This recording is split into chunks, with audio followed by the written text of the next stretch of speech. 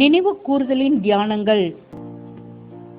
7ஆம் தூதனின் மறுபதிப்பு எண் 721, வருஷம் 1885, பிப்ரவரி மாதம். பாடத்தின் தலைப்பு நம்முடைய பஸ்காவாகிய கிறிஸ்து.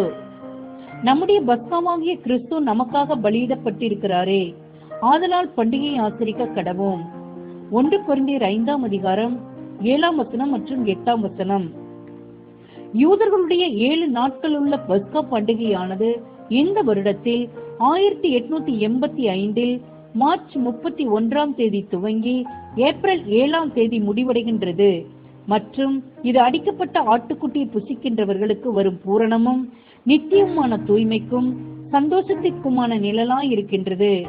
நமது பஸ்கா ஆட்டுக்குட்டியாகிய கிறிஸ்து அடிக்கப்பட்டுள்ளபடியினால் நாம் அனைவரும் அவரால் உண்டான புண்ணியத்தில் விசுவாசத்தினால் பங்கெடுத்துள்ளபடியால் நாம் தேவனுக்கு முன்பு தொடர்ந்து களிகூறவும் சத்தியத்தை புசிக்கவும் சகல பாவமாகிய புளிப்பை, அதாவது துர்க்குணம், மாய்மாலம் முதலியவைகளை முற்றிலுமாக களைந்து போடத்தக்கதாக பவுல் போதிக்கின்றார். பஸ்கா ஆட்டுக்குட்டியின் மரணமும் மற்றும் அதை புசித்தலும் தான் இஸ்ரவேலருக்கு 1 வாரம் அளவும் நீடிக்கக்கூடிய பஸ்கா பண்டிகைக்கான காரணமாக அல்லது அடிப்படையாக காணப்பட்டது. பண்டிகை வாரத்துக்குரிய முந்தின நாளில் ஆட்டுக்குட்டியானது அடிக்கப்படுகின்றது மற்றும் இது இயேசுவினுடைய மரணத்துக்கு நிழலாய் இருக்கின்றது. ஆகையால் சிலுவை மரண நாளுக்கான ஆண்டு நிறைவு நாளானது இந்த வருடத்தில் மார்ச் மாதம் 30ஆம் தேதியன்று யூத நேரத்தின்படி மதியம் முதல் பிற்பகல் 3 மணிக்குள்ளாக வருகின்றதாக இருக்கின்றது. மற்றும் இதற்கு முந்தின சாயங்காலம் இதுவும் யூத நேரத்தின்படி அதே நாளாக இருக்கின்றது. ஏனெனில் அவர்களது நாளானது சாயங்காலம் 6 மணிக்கு துவங்குகின்றதா இருக்கின்றது. அதாவது மார்ச் 29ஆம் தேதியாகிய ஞாயிற்றுக்கிழமை அன்று சாயங்காலத்தில் 6 மணி முதல் 10 மணி வரை ஆட்டுக்குட்டி அடிக்கப்படுவதற்கும் பஸ்கா போஜனத்தை ஆயத்தம் பண்ணுவதற்கும் மற்றும் புசிப்பதற்கும் செலவிடப்படுகின்றது.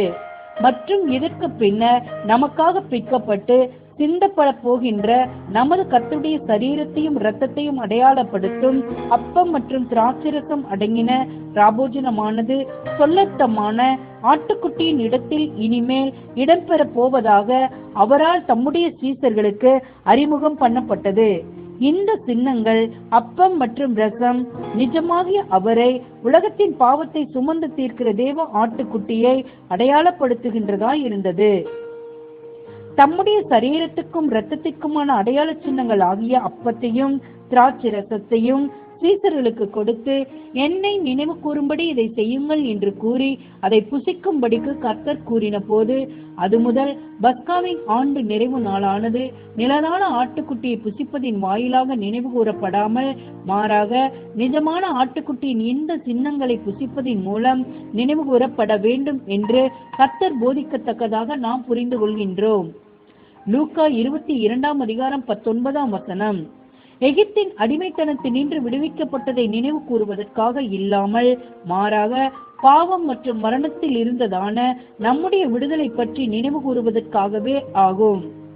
நிஜமானது ஆரம்பித்து விட்டது என எல்லா விதத்திலும் அடையாளம் கண்டுகொள்ளப்பட வேண்டும்.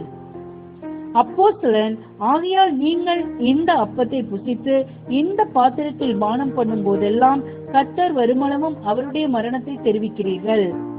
1 கொரிந்தியர் 11ஆம் அதிகாரம் 26ஆம் வசனத்தில் கூறும்போது, இந்த ஆண்டு நிறைவு நாளானது ஆண்டுதோறும் அந்நாளில் ஆசரிக்கப்படும் போதெல்லாம் நாம் கர்த்தருடைய மரணமே நம்முடைய சந்தோஷம், பரிசுத்தம் மற்றும் நம்பிக்கை அனைத்துக்குமான அடிப்படையாக இருக்கின்றது என்பதை தெரிவிக்கின்றவர்களாய் இருப்போம் என்று அப்போஸ்தலன் போதிப்பதாகவே நாம் புரிந்து கொள்கின்றோம். கர்த்தர் வருமளவும் எனும் அப்போஸ்தலனுடைய வார்த்தைகளை நம்மை வரையறுக்கும் விதத்திலும் மற்றும் நம்முடைய தற்போதைய ஆசரிப்பு சரியற்றது எனும் விதத்திலும் நாம் புரிந்து கொள்வதில்லை. ஏனெனில் அவ்வார்த்தைகளுக்கான திட்டவட்டமான அர்த்தமானது கர்த்தருடைய ராஜ்யம் வந்திருந்து அந்த ராஜ்யத்தில் அவர் தம்மோட கூட நீங்கள் திவ்ய சுவாவத்தின் உரிமைகள், ஸ்லாக்கியங்கள் மற்றும் சந்தோஷங்கள் எனும் நவமான ரசத்தை பருகும்படிக்கு அழைப்பது வரை ஆகும். மார்க்கு 14ஆம் அதிகாரம் 25ஆம் வசனம், லூக்கா 22ஆம் அதிகாரம் 16ஆம் வசனங்களை பார்க்கவும். நம்முடைய புதிய வாசகர்கள் அநேகரின் நலன் கருதி நாம் குறிப்பிடுவது என்னவெனில், சில வருடங்களாக இதை ஆண்டுதோறும் அதன் ஆண்டு நிறைவு நாளில் ஆசரிப்பது நம்முடைய வழக்கமாக இருந்து வருகின்றது. அதுவும் கூடுமான வரை நமது கர்த்தரால் இது நிறுவப்பட்ட முதற் தருணத்தின் போதும் மற்றும் ஆதி திருச்சபையாரிடத்திலும் விளங்கின எளிமையானது பேணப்பட்டும் வருகின்றது. இந்நகரத்தில் இருக்கும் சபையார் வழக்கம் போல் அலிகனி நகரத்தில் உள்ள பிரடரல் தெருவில் எண் 101 உள்ள மேல் வீட்டறையில் கூடிக்கொள்வார்கள். கர்த்தருடைய சீசர்களாய் இருப்பவர்கள் அனைவரும் பிக்கப்பட்ட சரீரத்தையும் சிந்தப்பட்ட இரத்தத்தையும் மதிக்கும் அனைவரையும் நமக்கான மீட்கும் பொருளை ஒன்றாய் சேர்த்து நினைவு கூறும்படி எங்களோட கூடும்படிக்கு வரவேற்கின்றோம். நம் அனைவராலும் இங்கு கூடிட முடியாது, ஆனால் நம் அனைவராலும் நமது கர்த்தருடன் கூடிட முடியும். மற்றும் இயேசு கிறிஸ்துவினுடைய இரத்தம் சகல பாவங்களையும் நீக்கி நம்மை சுத்திகரிக்கும் என்று உணர்ந்து கொள்கையில் நமது தலையானவருடன் நமது பிதாவுடனும் ஒருவரோடொருவரும் இருதயத்தினுடைய ஐக்கியத்தில் ஐக்கியம் கொள்கின்றோம். எங்கே இயேசுவின் நாமத்தில் 2 அல்லது 3 பேர் கூடிக்கொள்கிறார்களோ அங்கு தலையானவர் காணப்படுவார் மற்றும் அதன் காரணமாகவே ஆசீர்வாதமும் கடந்து வரும். நமது கர்த்தருடைய சரீரத்தை அடையாளப்படுத்தும் அப்பத்தை பிற்கையில் அவருடைய நியமித்தலினாலேயே நாம் இப்பொழுது அவரது சரீரத்தின் அங்கத்தினர்களாக காணப்படுகின்றோம் மற்றும் அவருடைய சரீரத்தின் அங்கத்தினர்கள் என பிற்கப்படவும் போகின்றோம் என்பதை நாம் மறந்துவிட வேண்டாம். நாம் நீதிமான் ஆக்கப்படுவதற்கு காரணமாக அவரது பலியாக்கப்பட்ட ஜீவனுக்கான சின்னத்தை நாம் பருகுகையில் நாமும் அவருடைய பாத்திரத்தில் பங்கடைவதற்கும் மற்றும் இப்படியாக அவரது மரணத்தின் அடையாளத்தில் பங்கு கொள்வதற்கும் அழைக்கப்பட்டிருக்கின்றோம் என்பதை நாம் மறந்துவிட வேண்டாம். அவருடைய கிருபையினால் நாம் அவருடைய பாத்திரத்தில் பானம் பண்ணி பின்னர் அவரது மகிமையில் பங்கு கொள்வோம். மத்தேயு 20ஆம் அதிகாரம் 22ஆம் வசனம் மற்றும் 23ஆம் வசனம். இதையே அப்போஸ்தலர் 1 கொரிந்தியர் 10ஆம் அதிகாரம் 16ஆம் வசனம் முதல் 18ஆம் வசனம் வரையிலான வசனங்களில் குறிப்பிடுகின்றார். பலிகளை புசித்த அந்த ஆசாரியர்கள் அந்த பலிகளை செலுத்தினவர்களாகவும் அந்த பலியினால் அடையாளப்படுத்தப்படுகின்றவர்களாகவும் காணப்பட்டனர். கடவுளை போற்றி திருவிருந்து கிண்ணத்திலிருந்து பருகுகிறோமே, அது கிறிஸ்துவின் இரத்தத்தில் பங்கு கொள்ளுதல் அல்லவா? அப்பத்தை பிட்டு உண்ணுகிறோமே, அது கிறிஸ்துவின் உடலில் பங்கு கொள்ளுதல் அல்லவா? அப்பம் ஒன்றே, ஆதலால் நாம் பலராயினும் ஒரே உடலாய் இருக்கின்றோம். ஏனெனில் நாம் அனைவரும் அந்த ஒரே அப்பத்தில் தான் பங்கு கொள்கின்றோம். 1 கொரிந்தியர் 10ஆம் அதிகாரம் 16ஆம் வசனம் மற்றும் 17ஆம் வசனம் திருவிவிலியம். கவனமற்ற விதத்தில் எவரும் இந்த அடையாளங்களில் பங்கு கொள்ளாமல் மாறாக ஜாக்கிரதையுள்ள மற்றும் உண்மையுள்ள இருதயங்களுடனும் ஒவ்வொருவனும் இயேசுவினுடைய பலியின் விளைவாக வரும் பலன்களில் உள்ள தனக்கான பங்கினை மாத்திரம் அல்லாமல் இயேசுவினுடைய பலியின் விளைவாக பின்பு தனக்கு இயேசுவோடு பலியில் இருக்கும் பங்கினையும் உணர்ந்து கொள்வதற்கு முயற்சிப்பானாக. ஆமென். விடியல் துதிப்பாடல்கள் 276. தலைப்பு: இனிமையான தருணங்கள். சிலுவை முன்தனிலே நாம் செலவழித்த ஆசீர்வாதம் நிறைந்த தருணங்கள் இனிமையானதே. பாவிகளுக்காக மரித்த நண்பனிடம் இருந்தே ஜீவன், ஆரோக்கியம், சமாதானம் பெற்றிருக்கின்றோமே. தெய்வீக இரக்கம் அவரது கருணையுள்ள கண்களில் பிரகாசிப்பதை காணும் போது, ஓ, சிலுவையின் அடிவாரத்திலிருந்து பார்க்கும் காட்சி உண்மையாய் ஆசீர்வாதமாய் உள்ளதுவே. சிலுவையை ஏறெடுத்து பார்க்கையிலே அங்கேதான் என் பரலோகத்தை காண்கின்றேனே. அதிகம் அன்பு கூறுகையில் அதிகம் மன்னிக்கப்பட்டேனே. கிருபையின் அற்புதத்தை போல் ஆனேன். அன்பும் வருத்தமும் என் இருதயத்தை பிளக்கவே என் கண்ணீரால் அவரது பாதங்களை நனைத்தேன். விசுவாசத்தில் தொடர்ந்து நிலைத்திருந்தால் அவரது மரணத்தால் ஜீவனை பெறலாமே. உருக்கமான மனதுடனும் நன்றியுடன் கூடிய வருத்தத்துடனும் என் இரட்சகரோடு இங்கே தங்கி தரித்திருப்பேனே. இங்கேதான் புது நம்பிக்கையையும் பெலனையும் பெருகையில் இருள் பகலாக மாறுகிறதே. ஆமேன். ரீப்ரின்ஸ் பக்கம் 833. தலைப்பு: எங்கள் அனுசரிப்பு. யூதர்களால் கைக்கொள்ளப்பட்ட பண்டிகைக்கு முன்பு நிகழ்ந்த பஸ்கா ஆட்டுக்குட்டியினுடைய அடிக்கப்படுதலை நாங்கள் ஆசரித்தோம். நீசான் மாதம் 14ஆம் தேதியின் மதிய வேளையில் இயேசு மரித்தார். இவ்வருடத்தில் அந்நாளானது ஏப்ரல் 19ஆம் தேதி திங்கட்கிழமை அன்று மதிய வேளையாக இருந்தது.